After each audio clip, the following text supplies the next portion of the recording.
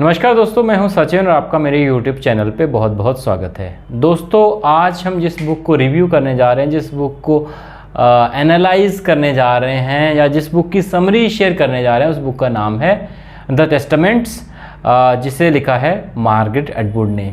Margaret Atwood ने इस novel को लिखा था अराउंड 2010 और इसे फर्स्ट टाइम पब्लिश करवाया गया था सितंबर 10, 2019 में। दोस्तों, ये सीक्वल है मार्गरेट एटवुड के एक फेमस नॉवल का जिसका नाम था द हैंडमेड्स टेल और जिसे लिखा गया था 1985 में, जिसे पब्लिश करवाया गया था। ठीक है दोस्तों, और वो नॉवल था बहुत ही हिट हुआ था उस टाइम पे, क्योंकि उसमें उस टाइम पे एक वेव चली हुई थी फेमिनिस्ट यूटोपियन लिटरेचर की, और सडनली मार्गरेट एटवुड अपने नॉवल के साथ आती हैं जो कि एक feminist dystopian kind of book थी। तो ये एक बहुत ही सक्सेस हुई थी उस टाइम पे। इवन इन 2017 जब ट्रम्प की गवर्नमेंट ने वुमेन के खिलाफ कुछ अबॉर्शन के खिलाफ एक नया कानून पारित किया था, उस टाइम पे भी वुमेन जो थी वो हैंडमेड्स टेल की ड्रेसेस पहन के आई थी and then they confronted the Trump's government. तो उस वजह से ये नॉवल काफ़ी हिट हुआ था। एंड देन आफ्टर दैट इसकी एक सीरीज़ भी आई थी, टीवी सीरीज़ भी आई थी, नेटफ्लिक्स सीरीज़, जो सेम टाइटल पे थी, जिसका जो फर्स्ट चैप्टर था या फिर जो फर्स्ट सीजन था वो टोटली द हैंडमेड्स टेल पे बेस्ड था और उसमें मार्गरेट एटवुड ने एक्टिंग भी करी थी। ठीक है, तो उस नॉवल पे बेस्ड है ये नॉवल द टेस्टामेंट्स। जो क्वेश्चंस रेज किए गए थे by the end of the Handmaid's Tale, वो सारे आंसर किए जाते हैं इस बुक में, द टेस्टामेंट्स में। जो fall of the Gileadian government जिसे प्रिडिक्ट किया गया था by the end of the last novel the Handmaid's Tale, उन सभी को easily in a simple language explain किया जाता है मार्गरेट एटवुड के द्वारा इस नॉवल में, जो कि है द टेस्टामेंट्स, पब्लिश्ड इन 2019। तो दोस्तों, चलिए समय न वेस्ट करते हुए इस बुक की समरी को, रिव्यू को या फिर एनालिसिस को डिस्कस करते हैं। वीडियो को पूरा देखिएगा, अच्छी लगे तो फिर लाइक शेयर और कमेंट कर दीजिएगा। चैनल को सब्सक्राइब जरूर कीजिएगा, क्योंकि इस तरह की वीडियोस आपको हमारे चैनल पे रेगुलर बेसिस पे मिलती रहेंगी। चलिए दोस्तों, समय न वेस्ट करते हुए सीधा वीडियो की शुरुआत करते हैं। तो दोस्तों, इस नॉवल में एटवुड 3 नरेटर्स को यूज़ करती है, Aunt Lydia, Agnes and Daisy, जो कि अपनी कहानी को शेयर करते हैं as a first person narrative by using I. So this is how they share their stories and this is how we get to know the kind of fall that the Republic of Gilead had in this particular novel. First of all हमें पता चलता है कि जो aunt Lydia है, इसकी recruitment कैसे हुई थी। तो ये अपनी स्टोरी पास्ट में शेयर करती है कि किस तरीके से वुमेन्स को पकड़ा जा रहा था, जो हाई एजुकेटेड वुमेन थी जैसे कि आंट लीडिया, ये एज ए जज काम करती थी before the actualization of the Republic of Gilead, and those who were at the helm of all those, at the helm of this government, they somewhere caught these women. तो ये इन highly educated women को पकड़ते हैं and then they started executing them. ठीक है, तो वो जो इस चीज़ को कहीं ना कहीं फाइट कर रही थी, जो इसके अगेंस्ट हो रही थी, ठीक है, उनको कहीं ना कहीं रोका जा रहा था। जैसे जो गवर्नमेंट को फाइट करना चाहती थी, जो उनका सिंपल फंडा था, या तो मारो या फिर मर जाओ। ठीक है, तो they ask those women to kill certain women and if they say yes then उनको रख लिया जाता था, और जो वीक वुमेन थी उनको मार दिया जा रहा था, उनको एग्जीक्यूट किया जा रहा था। ठीक है, उस टाइम पे Aunt Lydia chose to kill another kind of her own. ठीक है, वो किसी और को मारती है। This is how she got saved. इसके अलावा उनकी कुछ और कलीग भी थी, जैसे कि एलिजाबेथ, विदाला, आंट विदाला। ठीक है, so these women were also there along with Aunt Lydia. ठीक है, तो आंट लीडिया इसी तरह से became one of the founders of the aunt. ठीक है, तो Aunt Lydia choose all these women and then this is how they form a core of the aunts, core group of the aunts. ठीक है, and then they started making rules for the women, how should they deal with the women, how they should establish the order, the patriarchal order behind this government. ठीक है, तो इस तरीके से she decides everything, and वो बाद में reason देती है कि क्योंकि उसने और औरतों को मारा because she wanted to somewhere somewhere see the fall of this government, ठीक है। तो वो कहीं ना कहीं सिस्टम को she wanted to understand from inside the system, ठीक है। उसके लिए उसको ज़िंदा रहना ज़रूरी था। And then once she get to know the system from inside, then she executed her plan, and this is how she came up with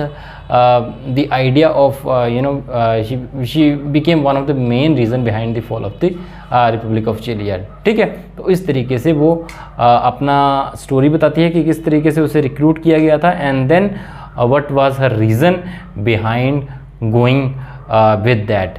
आन लीडिया ने कभी शादी नहीं करी थी, इसलिए वो इजीली टारगेट भी थी, ठीक है। फर्स्ट ऑफ ऑल उसकी मीटिंग कमांडर जुट से होती है जो चाहता था उससे, एंड देन जब वो शुरू में मना कर देती है किसी और औरत को मारने के लिए, तब उसको लोनली रखा जाता है साथ देने के लिए बिना कुछ खाना पीना दिए। And then after that she gave up and then she joined their cult, ठीक है। तो इस तरीके से वो भी एक पार्ट बन जाती है उनकी ही सोसाइटी का। नेक्स्ट जो हमारा नेटर है वो है एग्निस। एग्निस की मदर का नाम था तबीथा, जो उसकी एक्चुअल मदर नहीं थी, उसने उसको अडॉप्ट किया था किसी हैंडमेड से, जो एक्चुअली अपनी बेटी को उस सिस्टम से भगा के ले जा रही थी। वो वहाँ से उसको भगा के कहीं और ले जा रही थी। And then she caught that handmaid and gave the daughter Agnes to Tabitha who was childless, and then this is how she raised that daughter, ठीक है। लेकिन कुछ समय बाद, शादी के कुछ समय बाद, सॉरी उसके कुछ मिलने के कुछ समय के बाद उसकी जो मदर थी तबीथा, उसकी डेथ हो जाती है। एंड देन उसके जो फादर थे उसका ज़्यादा इमोशनल कांटेक्ट नहीं था अपनी बेटी के साथ, because she was not his real daughter. वो एक और एक और वाइफ से शादी कर लेते हैं जिसके भी हस्बैंड रिसेंटली ख़त्म हुए थे। पोला था उस औरत का नाम। एंड देन पोला क्या करती है, पोला उसकी शादी करवाना चाहती है एग्निस की कमांडर जूट के साथ, जो कि बहुत ही ज़्यादा ओल्ड है और जिसको छोटी छोटी बच्चियां बहुत पसंद है, और वो एग्निस से शादी करना चाहता है। लेकिन एग्निस जो है उसकी एक फ्रेंड है बेका। अब जो बेका जो है वो कहीं ना कहीं प्लेज ले लेती है कि वो सारी उम्र कुंवारी रहेगी, वो शादी नहीं करेगी, क्योंकि she doesn't like the idea of getting married. And then this is how she joined the aunts, and then she became the aunt. She takes the pledge and she says that okay, I've not been made for the role of the housewife, and then that's why I'm going for this role of to play the role of the aunt, ठीक है। वो यही suggestion करती है Ignis को भी कि अगर तुम शादी नहीं करना चाहती हो तो तुम ऐसे करो, तो तुम भी ज्वाइन कर लो आंट्स को, ठीक है। And then she manipulates her mother, and somehow she ended up being a part of the group of aunts, ठीक है। तो वो भी आंट्स को ज्वाइन कर लेती है और उसको शादी नहीं करनी पड़ती है कमांडर जूट के साथ, जो कि ओल्ड है। एंड देन उसकी कोई एक और फ्रेंड जो है वो फिर शादी करती है कमांडर जूट के साथ, ठीक है। ये हमारी होगी सेकंड जो नरेटर थी। अब जो थर्ड नरेटर थी डेजी। अब डेजी रहती है कनाडा में। अब डेजी जो है एक्चुअल में वो बेबी निकोल है, जिसको उसकी मदर जो हैंडमेड थी वो एक्चुअल में वहाँ से रिपब्लिक ऑफ जिलियड से निकालने में कामयाब हो गई थी, ठीक है। और उसको बचाने के लिए उसकी मदर से उसको अलग कर दिया गया था। एंड देन नाउ उसके जो पेरेंट्स है वो है नील एंड मेलिनी, जो उसके रियल पेरेंट्स नहीं हैं, बल्कि वो उसका ध्यान रखते हैं। जो मेडे एक रेजिस्टेंस ग्रुप है जो रिपब्लिक ऑफ जिलियड के अगेंस्ट काम कर रहा है, वो जो है वो बेबी निकोल का टेक केयर करते हैं, and then they behave like they are their real parents. लेकिन एक दिन क्या होता है, वो जो अब स्कूल में जाती है, अब स्कूल में रिपब्लिक ऑफ जिलियड के खिलाफ जो है वो मूवमेंट चल रही होती है। And then she took part in that movement, and then her face got reflected on the news channel of Canada, and this is how they got to know about baby Nicole, ठीक है। Similarly उसी के अगले दिन जो है Nicol के या फिर जो डेजी है उसके पेरेंट्स जो थे नील और मेलेनी, उनकी कार बॉम्बिंग में डेथ हो जाती है, जो कि सस्पेक्ट किया जाता है कि रिपब्लिक ऑफ जिलियड के एजेंट्स के द्वारा ही करवाई गई है, ठीक है। उस टाइम पे एडा जो नील और मेलेनी की फ्रेंड थी वो इसको बचाती है वहाँ से, डेजी को स्कूल से पिकअप करती है, उसको बचाती है वन से। And then she share everything with her कि किस तरीके से जो नील एंड मेलेनी थे वो उसके रियल पेरेंट्स नहीं थे, उसकी रियल मदर कोई उसकी रियल मदर जो है वो कोई हैंडमेड है जो कि सेफली रह रही है यहाँ पे। And then she shared everything regarding her identity की, किस तरीके से वो बेबी निकोल है उसकी माँ ने उसको बचाया था, यहाँ पे कनाडा में लेके आई थी, and now they seek her help to go into that Republic of Gilead, and then they have someone who is secretly working against this government, and that person has all the proofs which would be enough to let this government fall. ठीक है, तो पहले तो जो नील और Meloni थे वही उस प्रूफ्स को लेने वाले थे, लेकिन अब उनकी डेथ हो गई है, तो वो चाहते हैं कि जो डेजी है वो उस जगह पे जाए, and then she comes back taking all those proofs. ठीक है, तो जो डेजी है वो क्या करती है, वो जो मशीनरीज थे रिपब्लिक ऑफ जिलियड की, उनको कहीं ना कहीं ज्वाइन कर लेती है, और उनके साथ she enters the Republic of Gilead. ठीक है, जैसे ही वो एंटर करती है, उसको जो आंट्स थी वो एग्निस के साथ रहने के लिए अलाउ कर देती है, and then this is how she gets to know the inside of the Republic of Gilead. ठीक है, और जब वो वहाँ पे अंदर रहती है, तब आंट उसको रिवील करती है कि I am the person who is kind of secretly working against this government. ठीक है, दो आंट लीडिया एक इम्पोर्टेंट मेंबर है वहाँ की, और इम्पोर्टेंट मेंबर के होने के नाते उसको पूरा पता है कि इस गवर्नमेंट को किस तरीके से करप्ट वे में चलाया जा रहा है। उसको हर पर्सन की कमज़ोरी का पता है, हर पर्सन की ताकत का पता है, उसको सब पता है कि किस पर्सन ने कितने कितने पाप किए गए हैं। ठीक है, वो सारी इन्फॉर्मेशन के पास है, and now she shared all that information with Daisy. She shared all those information in a mini school that she implanted inside the arm of Daisy. ठीक है, and now they makeup A plan कि इनको बाहर कैसे भेजाया जाए। ठीक है, अब एग्निस और बेका को जो था काफ़ी टाइम हो गया था उनको कि now they were ready to become machineries, they need to go out and seek persons who will come and join this government। ठीक है, जो कि आंट बनने के लिए एक रेगुलेटरी थी जो फॉलो करनी पड़ती थी, उनको सभी को गो थ्रू होना पड़ता था उससे।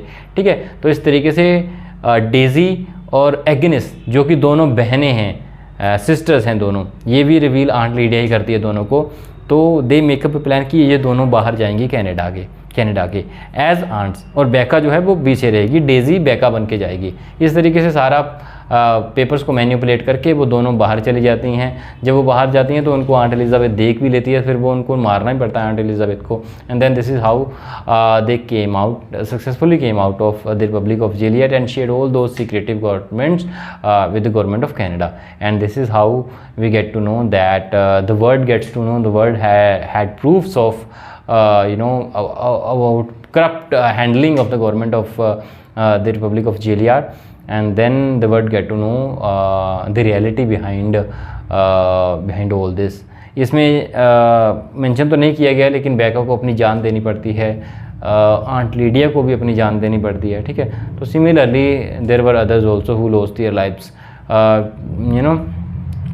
इस गवर्नमेंट को ख़त्म करने के लिए। And then by the end section we get to know that they met both Daisy and this Agnes, they met the real mother also, but they had no real affection for her because they were not living together with her. और दूसरी बात हमें पता चलता है जो professor पिक्सिटो हैं, by the last section of the novel he is talking about all those manuscripts that they had got after the fall of this government, and he is analyzing those manuscripts and those the Odua Hall the Odua Hall monograph which was written by Aunt Lydia in the year 2197, और इसी के साथ हमारा जो ये novel है वो ख़त्म हो जाता है। ठीक है, तो दोस्तों अगर इस नॉवल के पर्सनल एक्सपीरियंस की बात करें तो मुझे ये नॉवल अच्छा लगा, काफ़ी कंपेलिंग है, काफ़ी अच्छी स्टोरी है, काफ़ी अच्छे तरीके से डिस्क्राइब किया गया है इसको। एक ही जो चीज़ है वो आपको उतनी पसंद नहीं आएगी बिकॉज आपको पता है कि ये गवर्नमेंट गिरने वाली है। somehow you get the feeling that this government is about to fall।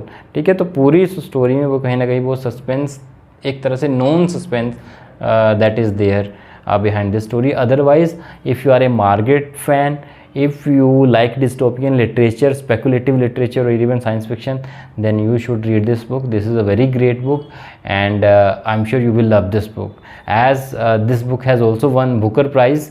तो उस वे में भी you will like reading this book. I think you should give at least one reading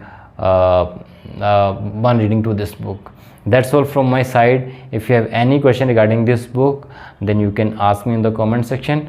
And if you have read the book, and if you are going to read the book, whatever your feelings, whatever your observations, whatever your thoughts regarding the same book, you can share in the comment section. And if you like the content, if you like the video, the way I'm delivering those lectures, then please put a like button and subscribe the channel. Thank you very much.